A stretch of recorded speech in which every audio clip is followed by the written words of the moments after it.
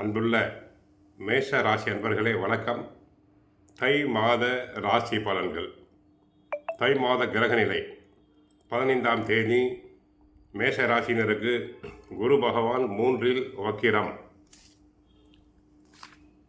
5இல் கேது, அடுத்து 10ஆம் இடத்தில் சூரியன், செவ்வாய், புதன், சுக்கிரன் இணைவு. லாபஸ்தானத்தில் ராகு, விரய ராசியில் 7.5 சனியில் சனி பகவான் சஞ்சாரம் செய்கிறார்.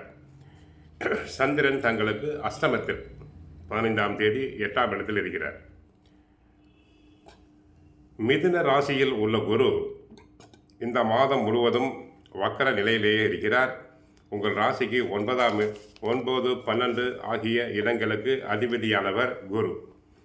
அதாவது விரயஸ்தானத்துக்கும் உரியவர், பாக்கியஸ்தானத்திற்கும் உரியவர். அவர் வக்கரம் பெறுவதால் சுப விரயம் அதிகரிக்கும். வீட்டில் சுபகாரியங்கள் நடைபெறவில்லையே என்று கவலைப்பட்டவர்களுக்கு இப்போது எதிர்பாராத வகையில் சுப செய்திகள் வந்து தங்கள் மனதை மகிழ்விக்கும். அதே நேரத்தில் பூர்வீக சொத்து பிரச்சனை சம்பந்தமாக பாக பிரிவினை செய்து கொள்ள எடுத்த முயற்சி தாமதமாகலாம். சகோதரர்களுக்குள் கருத்து வேறுபாடு ஏற்பட்டு பஞ்சாயத்துகள் மூலமாக நல்ல விதமாக தீர்வடையும். குருவின் பார்வை 7, 9, 11 இடங்களுக்கு ஏற்படுவதால் அந்தந்த இடங்கள் புனிதமடைகின்றன. குடும்ப ஒற்றுமை கூடும். உங்களுக்கோ உங்களை சார்ந்தவர்களுக்கோ திருமணம் முடிவாக வாய்ப்புண்டு. சிலருக்கு வெளிநாட்டு பிரயாணம் நல்லபடியாக செல்லலாம். தந்தை வழி பிரச்சனைகள் மறையும்.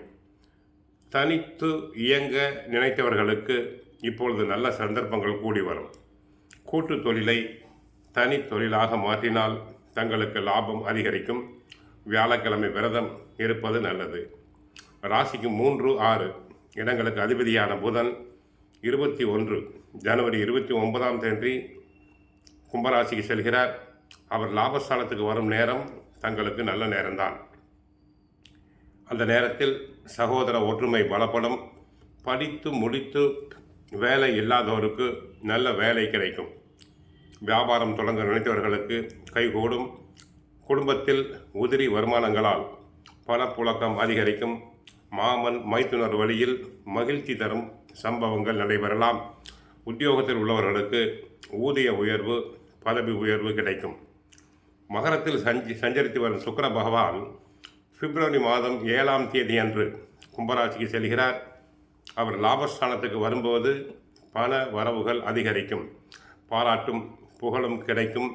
மனதிற்கு இனிய நிகழ்ச்சிகள் நடக்கலாம். வெளிநாட்டில் உள்ள நல்ல நிறுவனங்களிலிருந்து அழைப்புகள் வரலாம். இளைய சகோதரருடன் ஏற்பட்டிருந்த பகை மறையும். சிலர் வாடகை கட்டிடத்தில் நடைபெற்ற தொழில் சொந்த கட்டிடத்துக்கு மாறலாம்.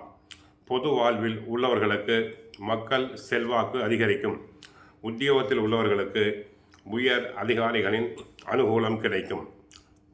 மாணவியர்கள் நன்றாக படிப்பர், நல்ல மதிப்பெண்களை பெறுவர். பெண்களுக்கு புது வீடு கட்டக்கூடிய வாய்ப்புகள் உண்டு. ஆகவே மேஷராசி என்பர்கள் கோவிலுக்கு சென்றால் முருகனை வழிபடுங்கள்.